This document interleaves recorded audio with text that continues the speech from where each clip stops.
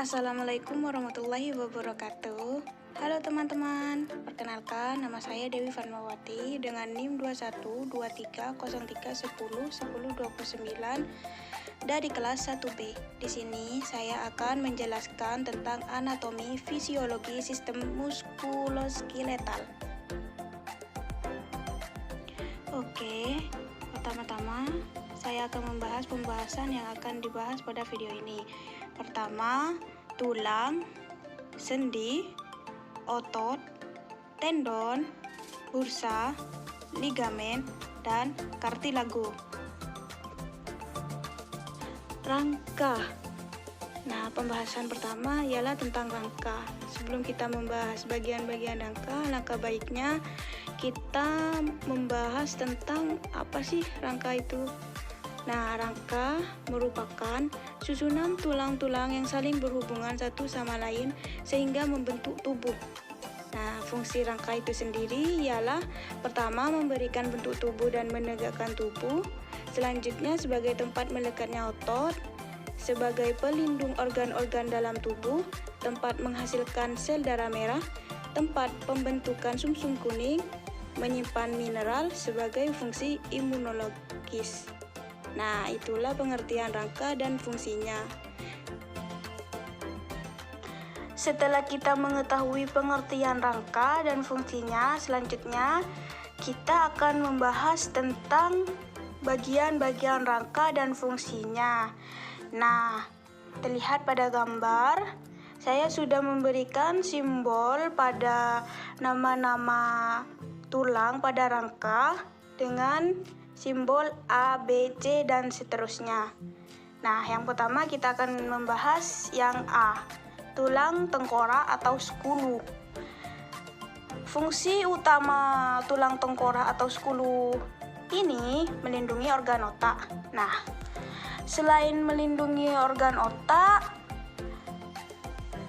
tulang tengkorak memiliki susunan-susunan tulang yang dapat membentuk struktur wajah. Yang B, tulang belakang bagian leher atau cervical vertebra menopang kepala. Tulang-tulang ini berada di belakang leher, tepat di bawah otak.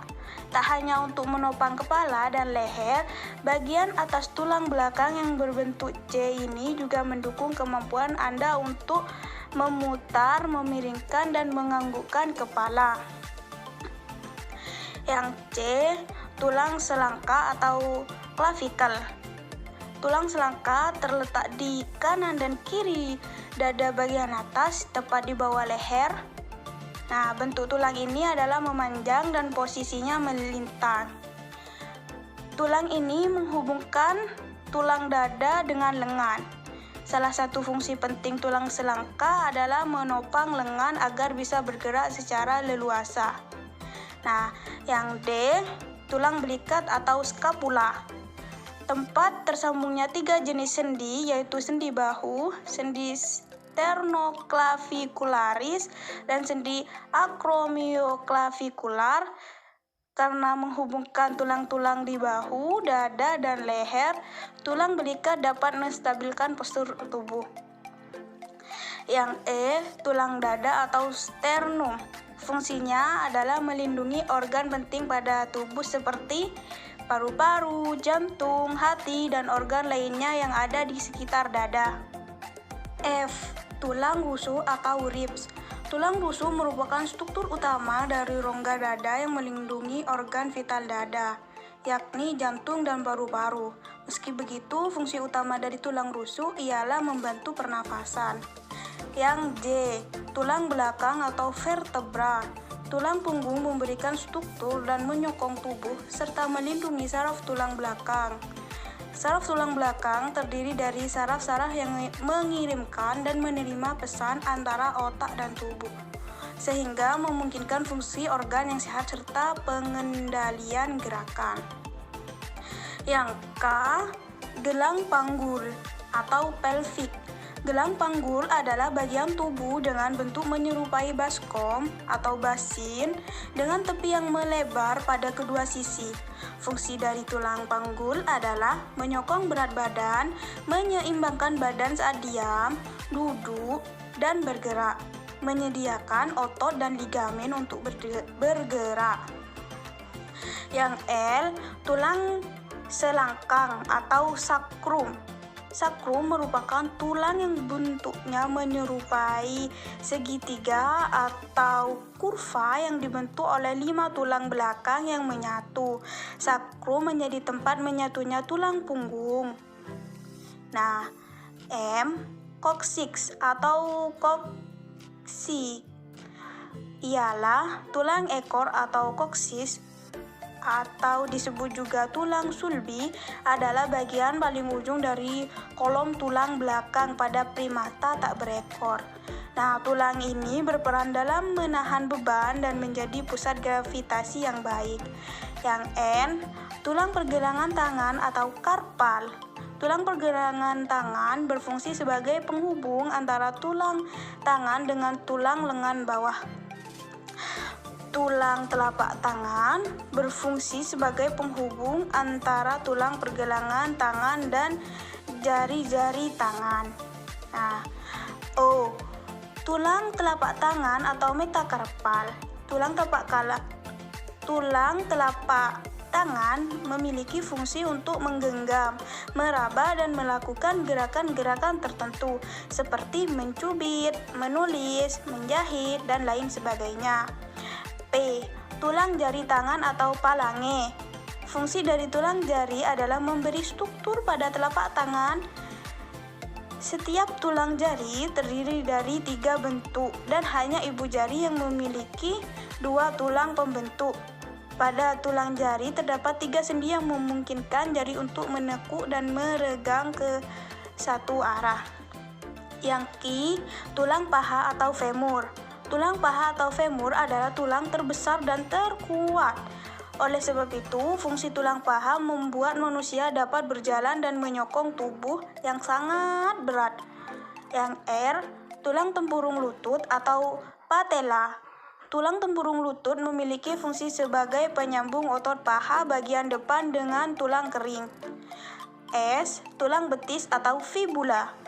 Fungsi tulang betis yakni sebagai pengatur utama gerak tubuh pada saat berjalan. Dalam hal ini, tulang betis membantu manusia untuk dapat bergerak sesuai dengan keinginan dan kebutuhannya. Yang T, tulang kering atau tibia. Fungsi dari tulang kering sebagai penyambung antara tulang lutut dan pergelangan kaki. Adanya tulang kering akan membantu pergerakan pada pergelangan kaki menjadi lebih baik dan optimal. Yang U, tulang pergelangan kaki atau tarsal. Tulang pergelangan kaki memiliki manfaat untuk berjalan, berdiri, melompat, ataupun melakukan tindakan lain yang melibatkan gerakan kaki. Selain itu, tulang pergelangan kaki berfungsi untuk menjaga kestabilan tungkai bawah tubuh. Yang V, tulang telapak kaki atau metatarsal. Tulang ini memiliki fungsi sebagai penghubung antara telapak kaki dan tulang tungkai bagian bawah.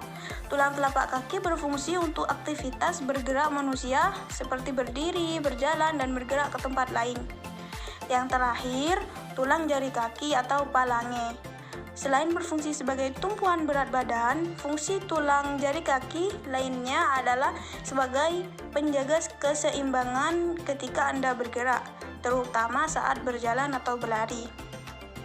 Nah, itu merupakan bagian-bagian dari rangka secara garis besar. Selanjutnya, saya akan membahas lebih mendalam bagian-bagian rangka. Nah, yang pertama, saya akan membahas tulang tengkorak atau kepala.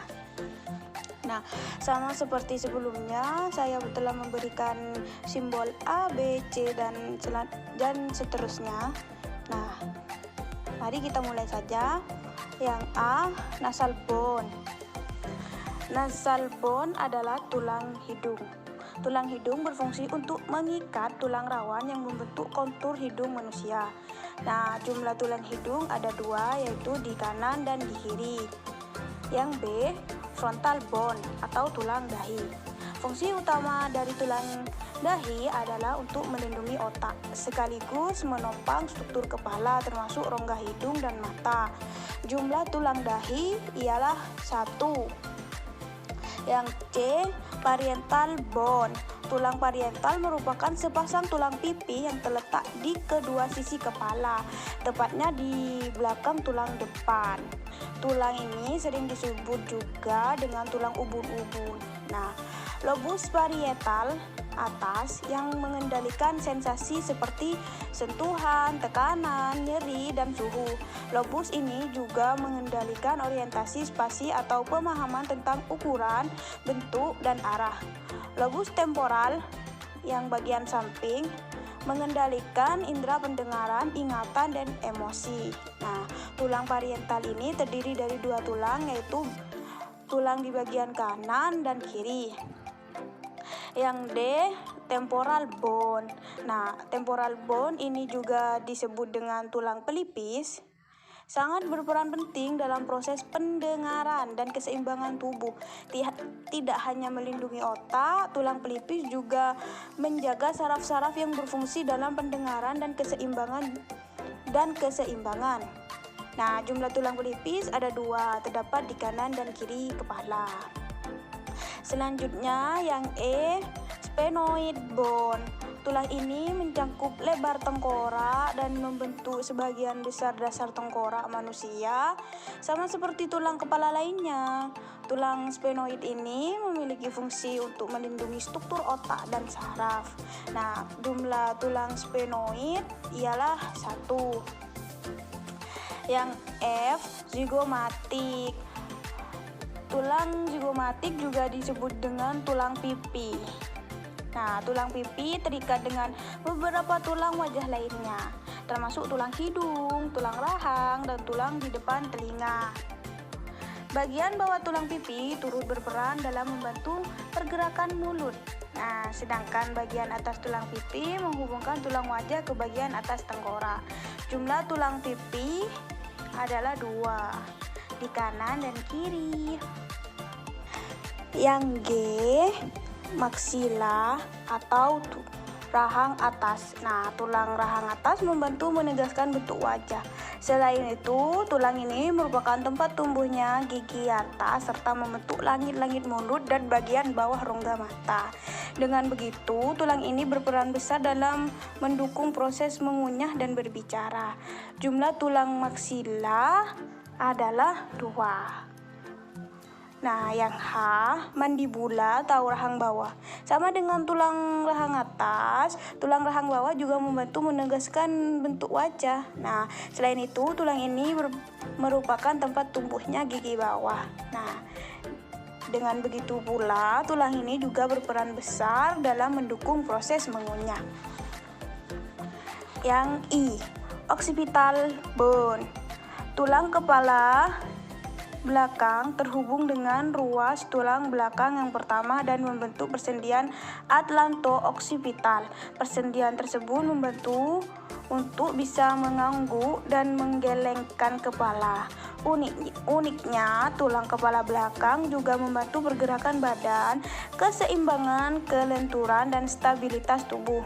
Jumlah occipital bone adalah 1. Yang J, eksternal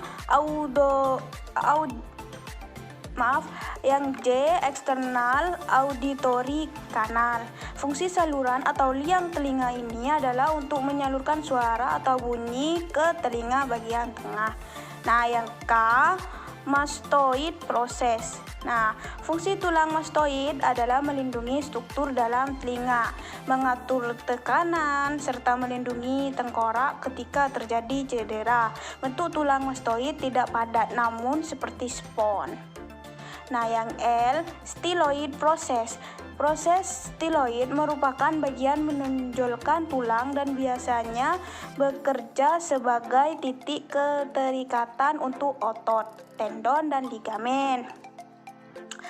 Selanjutnya yang M, femur bone. Nah, selanjutnya N, palatine bone. Yang O, occipital condyle.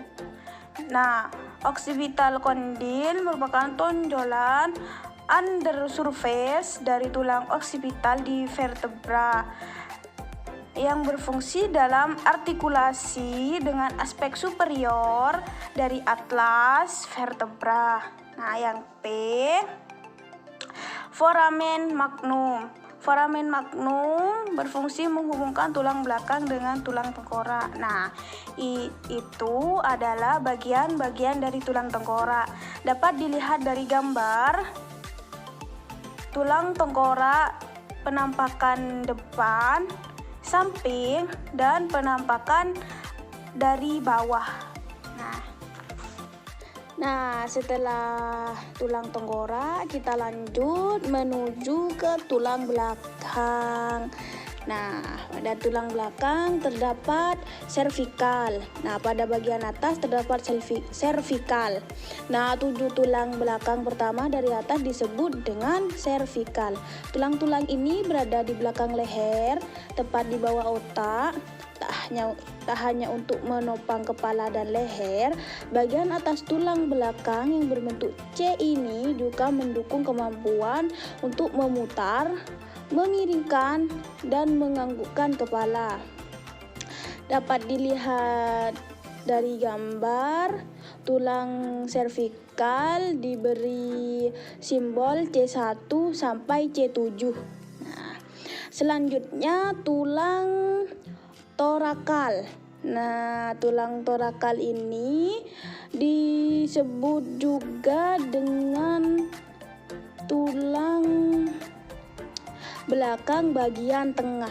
Nah, tulang torakal terdiri dari 12 tulang. Nah, dapat dilihat kembali pada gambar, tulang torakal diberi simbol dengan T1 sampai T12.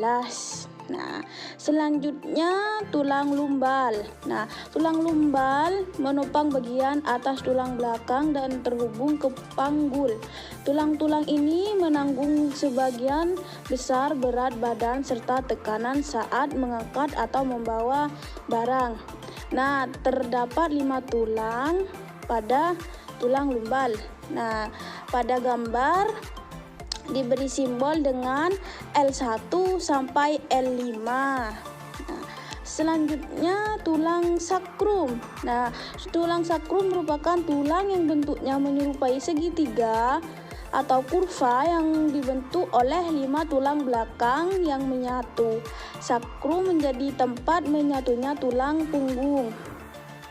Nah, selanjutnya tulang coccygeus. Nah, tulang coccygeus ini adalah tulang ekor yang merupakan pangkal tulang belakang. Jadi, tulang coccygeus ini tempatnya di bawah sakrum yang paling ujung, bisa disebut juga begitu. Nah, tulang ekor ini terdiri dari 4 tulang belakang yang menyatu membentuk satu tulang kecil. Tulang ini berperan dalam menahan beban dan menjadi pusat gravitasi yang baik. Nah, pada gambar tidak terlihat jumlah tulangnya, tetapi terlihat gambar tulang ekor ini sangatlah kecil. Nah, itu merupakan tulang belakang. Setelah tulang belakang, kita lanjutkan pada tulang dada dan rusuk. Nah, pada tulang dada dan rusuk terdapat tulang dada atau sternum yang terdiri dari 3 bagian, yaitu manabrium, bodi, dan sipoid. Nah, fungsi tulang dada adalah melindungi organ dada dari cedera.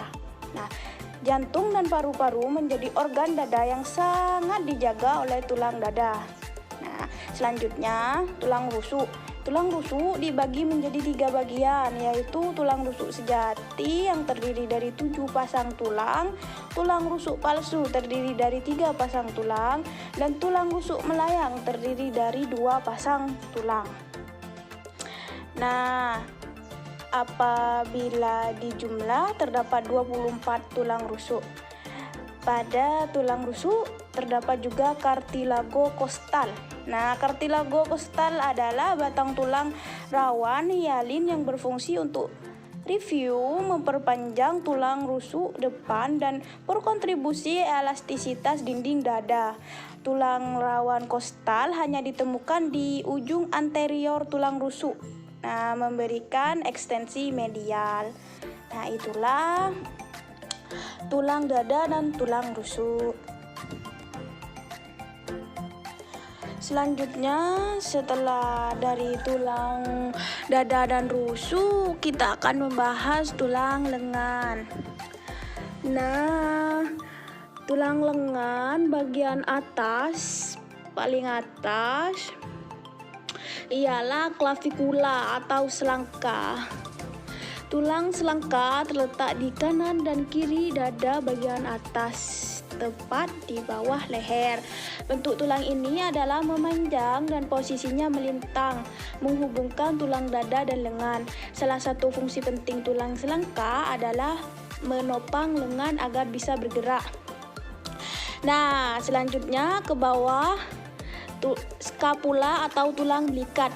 Nah, tulang belikat atau skapula adalah tulang berbentuk segitiga yang terletak di bagian belakang bahu atau punggung bagian atas. Karena menghubungkan tulang-tulang di bahu, dada, dan leher, tulang belikat dapat menstabilkan postur tubuh. Nah, ke bawah lagi, humerus atau tulang lengan atas. Nah, sejatinya tulang lengan atas adalah bagian tulang yang memiliki fungsi untuk menggerakkan tubuh bagian atas. Tulang ini dikenal juga sebagai humerus atau tulang lengan atas. Nah, kata humerus itu sendiri berasal dari kata Latin yang berarti lengan atas. Selanjutnya, ke bawah lagi ada tulang radius atau tulang pengumpil. Nah, tulang pengumpil terletak di sisi lateral tulang hasta atau ulna. Bentuk badan tulang pengumpil semakin ke bawah semakin membesar yang akan membentuk persendian pergelangan tangan. Tulang pengumpil berfungsi sebagai penghubung antara bagian siku dan tangan melalui sisi ibu jari. Di sebelahnya ada tulang ulna atau tulang hasta. Nah, tulang hasta berfungsi sebagai alat gerak. Selain itu, tulang hasta juga berfungsi untuk menghubungkan lengan atas dengan pergelangan tangan. Ke bawah ada karpal. Karpal merupakan tulang yang membentuk pergelangan tangan yang membantu pergerakan supinasi dan pronasi pergelangan tangan, di mana untuk karpal terdiri dari 8 buah tulang-tulang. Apabila ada 2 tangan, jumlah tulang karpal ialah 16 tulang. Nah, di bawahnya lagi ada metakarpal. Metakarpal adalah tulang panjang di tangan yang terhubung ke karpal dan palange, tulang jari. Nah, jumlah metakarpal ialah setiap tangan 5. Apabila ada 2 tangan, terdapat 10 tulang metakarpal. Ke bawah paling ujung ada palange. Palange ialah tulang jari-jari palange tersusun atas 14 tulang. Setiap jari tersusun dari 3 tulang kecuali ibu jari yang hanya punya 2 tulang. Nah, apabila dijumlah untuk kedua tangan terdapat 28 tulang pada palange. Nah, fungsi dari tulang jari adalah memberi struktur pada telapak tangan. Nah, itulah pembahasan tulang lengan tangan. Selanjutnya, tulang pelvis kokae. Nah, tulang pelvis tersusun oleh 3 tulang, yaitu os sacrum, os coccygeus, dan os kokae. Nah, tulang pinggul atau os kokae dibentuk oleh os ilium, os ischium, dan os pubis. Os kokae memiliki peran dalam reproduksi dan mendukung aktivitas seperti berjalan dan menopang tubuh. Saya tidak akan menjelaskan secara detail bagian-bagian dari tulang pada gambar. Saya hanya akan membacakan apa saja yang termasuk dalam tulang pelvis kokae. Pada gambar sudah ada simbol ABC dan seterusnya. Saya akan membacakan yang A, iliac ores, yang B, sacroiliac joint, yang C, anterior superior iliac spine, yang D, anterior inferior iliac spine, yang E, coccyx, yang F, pubis tubercle, yang G, obturator foramen, yang H, pubis symphysis, yang I, posterior superior iliac spine, yang J, pelvis ilet, yang K, sacrum, yang L, ilium, yang M, ischial spine, yang N, acetabulum pubis, yang N, acetabulum, dan yang O, pubis, yang P, ischium, yang Q, subpubic angel. Nah, itu bagian tulang pelvis kokae.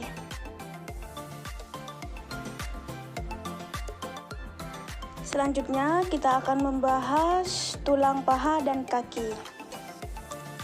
Pada tulang paha terdapat pelvis girdle. Nah, pelvis adalah cincin tulang yang terletak di ujung bawah tubuh, tepatnya di antara tulang belakang dan kaki. Tulang panggul terdiri dari sacrum, tulang segitiga besar di pangkal tulang belakang, coccyx, tulang ekor, dan tulang pinggul. Di bawahnya ada pubic symphysis, berfungsi sebagai pelindung organ reproduksi dari kemungkinan benturan. Nah, yang bawahnya femur atau tulang paha.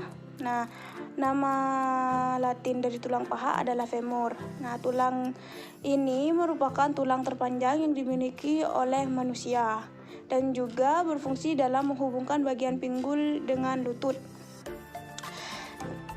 Yang selanjutnya ialah patella. Patella adalah bagian tulang kecil yang berlokasi di lutut, tepatnya berada di sebelum sendi lutut.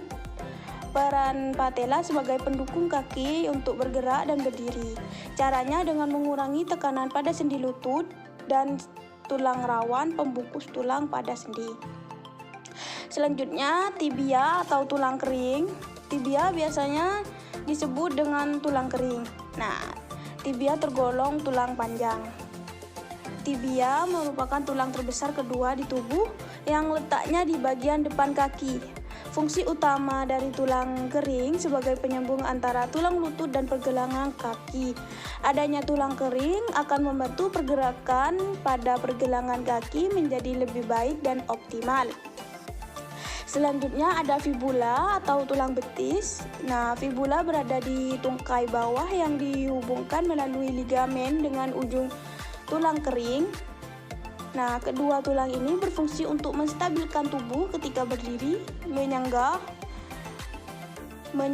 otot-otot tungkai bawah, menopang berat badan, dan menggerakkan pergelangan kaki. Bagian kaki terdapat tarsal. Nah, tulang tarsal berada pada area pergelangan kaki bagian atas. Nah, dapat dilihat pada gambar. Bentuk tulang Metatarsal tidak beraturan dan terbagi menjadi 3 baris, yaitu proksimal, menengah, dan distal. Pada bagian proksimal terdapat tulang talus dan tulang calcaneus yang membentuk kerangka pergelangan kaki dan tumit bagian atas. Selanjutnya ada metatarsal. Nah, menurut ahli di National Institute of Health NIH Medical Plus, tulang metatarsal adalah bagian tulang panjang pada kaki yang menghubungkan pergelangan kaki dengan jari kaki. Paling ujung ialah tulang jari kaki atau palange. Tulang jari kaki kedua hingga kelima memiliki bagian yaitu proksimal, tengah, dan distal. Hanya bagian tulang jempol terdiri dari 2 bagian tanpa bagian tengah. Selain berfungsi sebagai tumpuan berat badan, fungsi tulang kaki lainnya adalah sebagai penjaga keseimbangan ketika Anda bergerak, terutama saat berlari atau berjalan. Nah, itu penjelasan tentang tulang paha dan tulang kaki. Sendi. Sendi merupakan penghubung antar tulang sehingga tulang dapat digerakkan. Sendi merupakan perantara antara tulang yang satu dengan tulang yang lainnya sehingga tulang tersebut menyatu. Hubungan antar tulang biasanya disebut dengan artikulasi. Seperti pada gambar, sendi memiliki berbagai macam jenis. Nah, di sini saya akan membahas macam-macam sendi. Yang A ialah sendi putar. Sendi putar adalah kemampuannya untuk menggerakkan tulang dalam gerakan memutar rotasi dari tulang lain. Contohnya, seperti pada gambar, sendi putar adalah sendi di bagian leher. Sendi putar membuat bagian kepala bisa bergerak memutar. Nah, selanjutnya yang B, sendi engsel. Sendi engsel bergerak seperti cara kerja engsel pintu, membantu tulang bergerak searah menyerupai pintu yang dibuka tutup. Contoh sendi engsel adalah sendi lutut dan bagian siku yang bisa membengkok. Nah, selanjutnya yang C, sendi pelana. Sendi pelana membantu menggerakkan tulang ke berbagai arah, yakni ke samping, kiri, dan kanan, serta gerakan ke depan dan belakang. Meski cukup fleksibel, sendi ini tidak mampu bergerak memutar. Contohnya sendi pada pangkal tulang ibu jari. Yang D, sendi peluru. Sendi peluru merupakan jenis sendi untuk berbagai gerakan ke segala arah termasuk gerak memutar. Sendi peluru memiliki rongga sendi dengan tulang yang ujungnya membulat seperti bola. Contohnya seperti pada gambar adalah sendi di bagian panggul yang menyatukan tulang panggul dan paha. Yang E adalah sendi kondyloid. Nah, sendi kondyloid ialah sendi yang dapat digerakkan ke samping dan maju mundur, akan tetapi tidak mengitari poros. Contohnya, sendi kondyloid ini terdapat pada telapak tangan. Nah, yang terakhir sendi luncur. Sendi yang memungkinkan gerak rotasi pada satu bidang datar. Contoh, hubungan tulang pergelangan kaki. Nah, itulah macam-macam dari sendi yang dapat saya jelaskan. Selanjutnya kita akan membahas otot. Otot adalah sebuah jaringan dalam tubuh manusia dan hewan yang berfungsi sebagai alat gerak aktif yang menggerakkan tulang.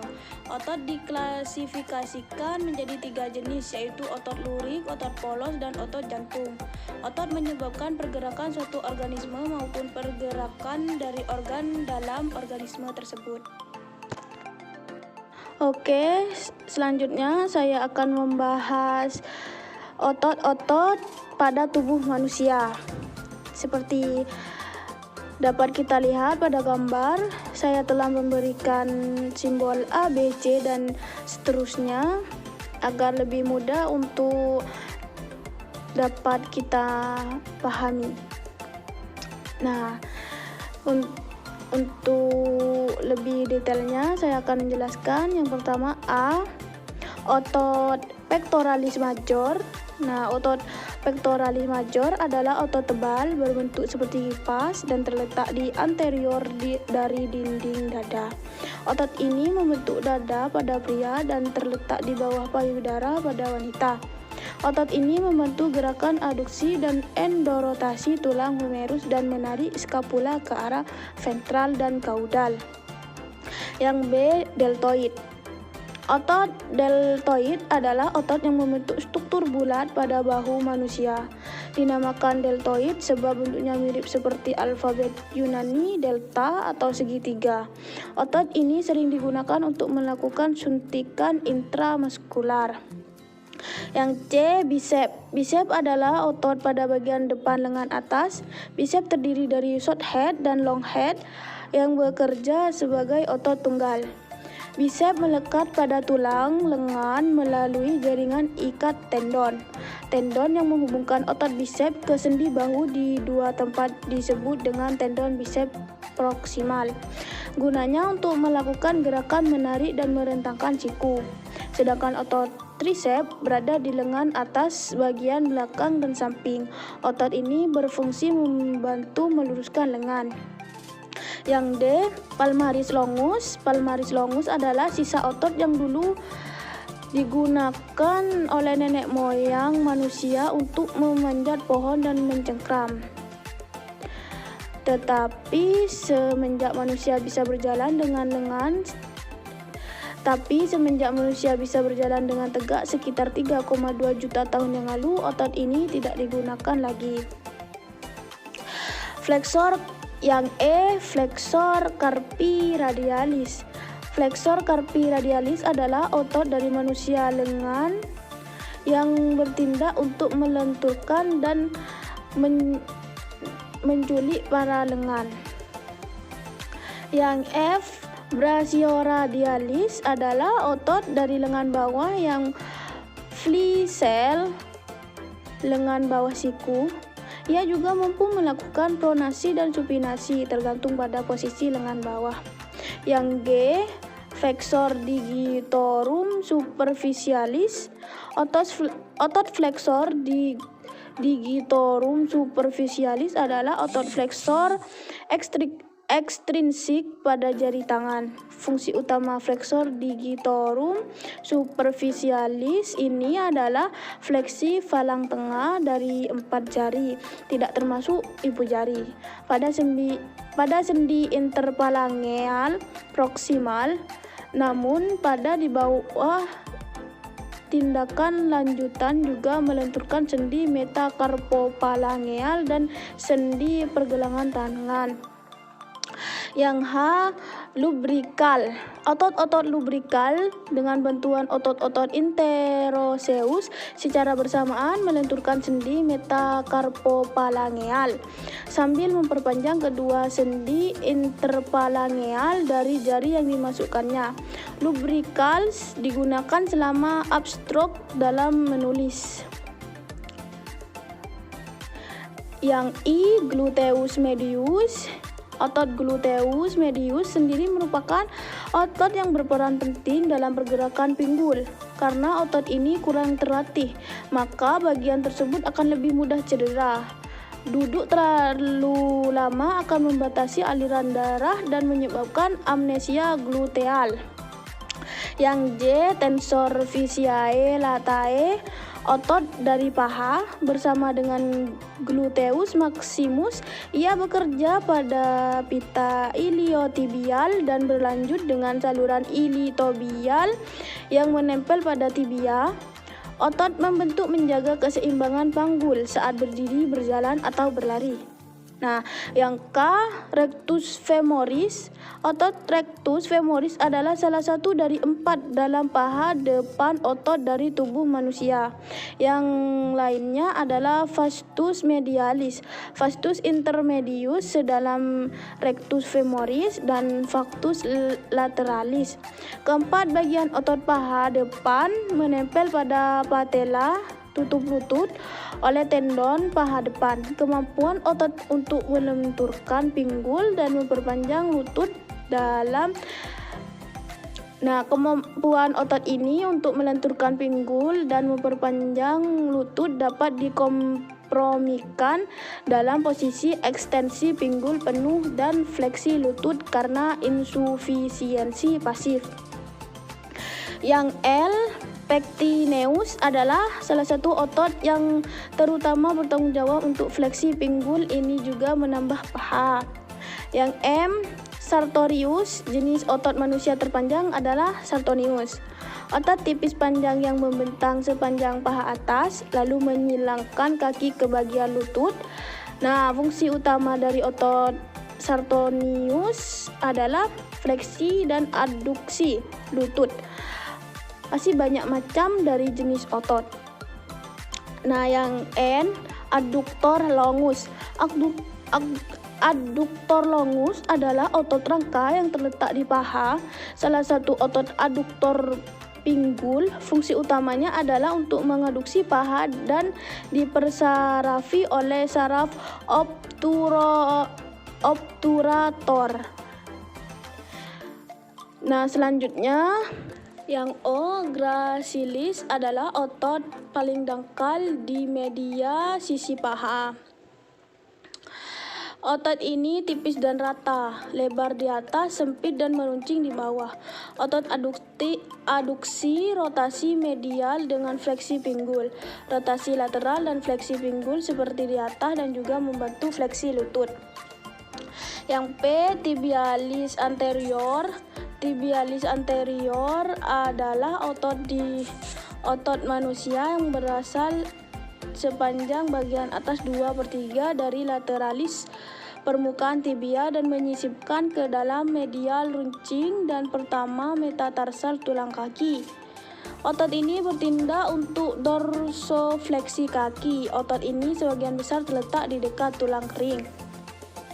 Yang Q, gastrocnemius. Otot gastrocnemius adalah otot yang berperan dalam gerakan plantar fleksi angkel dan fleksi keni. Selain itu, otot gastrocnemius juga berperan dalam gerakan dorsifleksi pada angkel. Otot gastrocnemius melekat dengan tulang calcaneus dan menyatu dengan tendon Achilles. Yang R, soleus. Soleus adalah otot panjang dan lebar yang berada di bawah gastrocnemius yang lebih kecil dan bulat. Kedua otot utama ini bersama beberapa otot sekunder yang lebih kecil kemudian membentuk otot betis. Yang S, trapezius. Otot upper. Trapezius adalah salah satu jenis otot rangka berperan sebagai penyusun struktur leher, bahu, dan punggung manusia. Yang T, thoracolumbar facial. Thoracolumbar facial atau fascia lumbodorsal adalah fasial berbentuk selubung lebar yang luas dan rata dari atas tulang pinggang atau punggung bawah ke arah tengah belakang sejajar dada. Bentuknya seperti berlian dan fungsinya untuk membantu menyatukan gerakan tubuh bagian atas dengan gerakan tubuh bagian bawah pada gerakan kontralateral, yaitu saat manusia berjalan. Untuk yang U, deltoid, karena namanya sama seperti pada B, jadi deltoid juga terdapat pada sisi kanan dan kiri bagian tubuh manusia. Yang V, romboid. Otot romboid adalah salah satu otot yang menyusun bagian lengan atas. Romboid adalah otot berbentuk jajar genjang yang membentang dari garis tengah tulang belakang ke batas dalam tulang belikat. Otot ini pun terdiri dari romboid major dan romboid minor. Meski terpisah, kedua otot ini bertindak sebagai satu unit yang berperan dalam merapatkan tulang belikat ke arah belakang. W, teres major. Otot teres major adalah otot pada lengan atas yang menyusun kelompok otot pada sekitar scapula dan humerus. Otot ini membantu gerakan endorotasi dan aduksi lengan. Yang X, tricep. Otot tricep atau sering disingkat otot tricep adalah otot besar berkepala 3 karena berorigo pada 3 tempat yang berbeda. Terletak di sepanjang lengan atas. Otot ini berfungsi membantu meluruskan lengan. Otot bisep dan tricep juga berfungsi untuk menjaga agar posisi bahu kokoh dan tegap. Yang Y, latissimus dorsi. Otot latissimus dorsi adalah otot yang agung datar pada anggota punggung dan terletak di balik lengan. Otot latissimus dorsi ini merupakan salah satu otot terbesar pada tubuh yang bertanggung jawab atas adduksi dan ekstensi bahu. Yang Z, extensor carpi radialis. Otot extensor carpi radialis longus yaitu satu dari 5 otot utama yang mengatur gerakan pergelangan tangan. Berlandaskan dengan namanya, otot ini mempunyai ukuran cukup panjang. Nah, selanjutnya yang AB, extensor digitorum. Extensor digitorum adalah otot lengan bawah hadir pada posterior manusia dan hewan lainnya. Extensor digitorium dipersarafi oleh saraf interoseus posterior yang merupakan cabang dari saraf radial CD. Extensor carpi ulnaris. Otot extensor carpi ulnaris adalah otot yang terletak di lengan bawah yang berfungsi pada pergerakan pergelangan tangan. DE, extensor digiti minimi. Otot extensor digiti minimi yaitu otot yang terletak di lengan bawah, terletak di sisi medial otot extensor digitorum communis, berperan pada sendi siku, sendi tangan, sendi jari. FG, gluteus maximus. Gluteus maximus adalah otot terbesar dalam tubuh manusia yang membentuk sebagian dari bokong atau pantat. Otot ini besar dan kuat karena memiliki pekerjaan menjaga batang tubuh dalam posisi tegak. Nah, selanjutnya HI, vastus lateralis adalah yang terbesar dan paling kuat bagian dari paha depan femoris. Otot di paha bersama dengan otot-otot lain dari kelompok paha depan ini berfungsi untuk memperpanjang sendi lutut, menggerakkan kaki bagian bawah ke depan.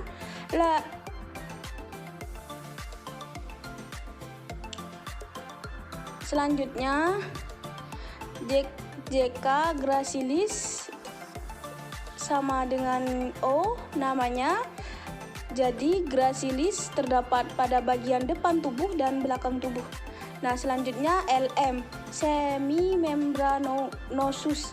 Otot semimembranosus adalah otot penyusun hamstring, muskel kompleks yang memiliki origo di supralateral, tuberositas isium dan memiliki banyak insersio dengan peranjangan 5 tendon ke bagian medial, condyles tibialis, ligamen obliku posterior, dan popliteal obligu ligamen. OP, semitendilosis. Semitendilosis adalah panjang dangkal otot di belakang paha. Dinamakan demikian karena memiliki tendon penyisipan yang sangat panjang. Terletak posteromedial di paha, superficial dari semimembranosus. Nah, yang selanjutnya QR, bicep femoris. Bicep femoris adalah otot paha yang terletak di posterior atau kembali sesuai namanya, yang memiliki 2 bagian, salah satunya kepala panjang, merupakan bagian dari kelompok otot paha belakang. Nah, selanjutnya ST gastrocnemius. Karena namanya sama dengan Q, berarti gastrocnemius ini berada pada bagian depan tubuh dan belakang tubuh. Otot wajah, mulut, dan pipi. Di sini saya tidak akan menjelaskan, melainkan hanya membacakan bagian-bagian otot wajah, mulut, dan pipi.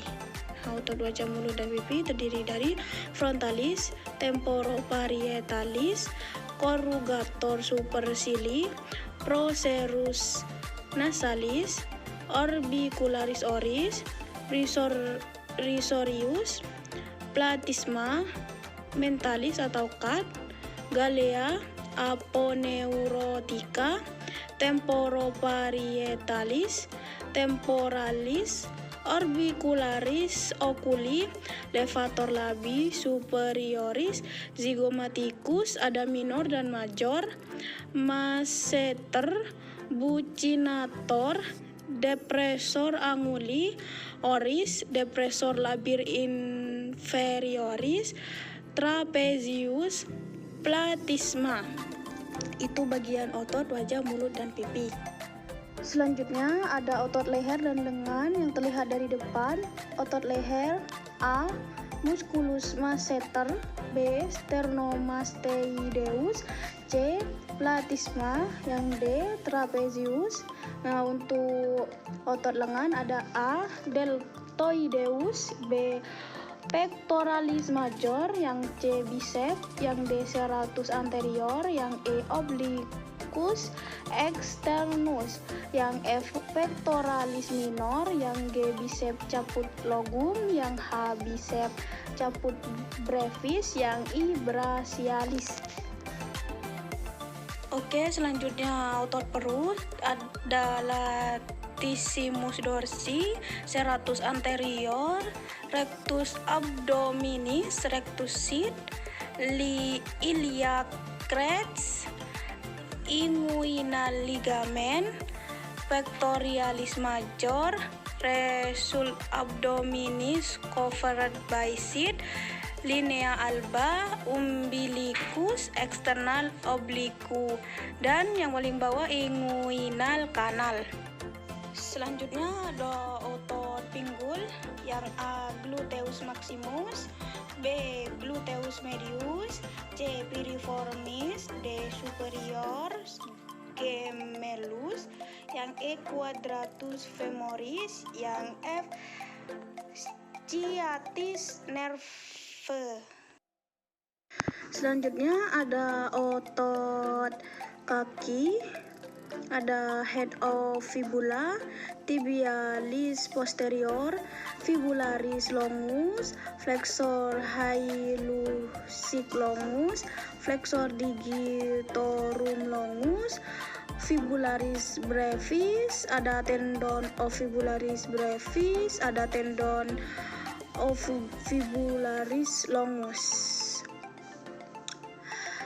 Ada dari penampakan pinggir: patella, patelliar ligamen, tibia, gastrocnemius, tibialis anterior, superior extensor retinaculum, interior extensor retinaculum, tendon of tibialis anterior. Selanjutnya otot lengan tangan dan tangan ada bicep brachii, brachialis, brachial artery, medial epicondyle of humerus, medial nerve, tendon of bicep brachii, pronator teres, brachioradialis, palmaris longus, flexor carpi radialis, flexor carpi ulnaris, flexor digitorium superficialis.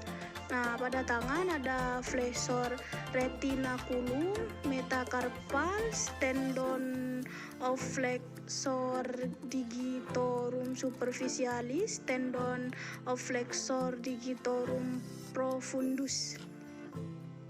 Pada bagian atas ada triceps brachii, brachioradialis, extensor carpi radialis longus, medial epicondyle of humerus, lateral epicondyle of humerus, olecranon of ulna, extensor carpi ulnaris, extensor digitorium, flexor carpi ulnaris, extensor retinaculum, tendon of extensor digitorum. Nah, itulah otot-otot yang ada pada tubuh manusia.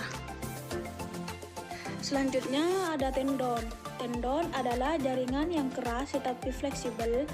Tendon yang paling besar dalam tubuh manusia adalah tendon Achilles yang menghubungkan otot betis dengan tulang tumit. Lokasi tendon adalah di bagian ujung dari tiap otot.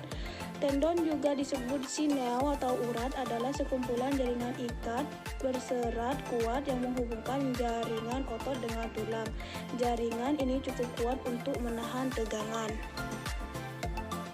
Gambar ini merupakan contoh dari tendon. Selanjutnya ada ligamen. Ligamen adalah jaringan berserat yang kuat dan tebal tetapi elastis. Jaringan ini mengandung kolagen dan bisa ditemukan pada bagian persendian karena dapat menemukan jaringan ligamen di sekitar bahu, pergelangan kaki, dan bagian persendian lainnya. Gambar ini merupakan contoh ligamen pada lutut. Selanjutnya ada kartilago. Kartilago adalah tulang rawan.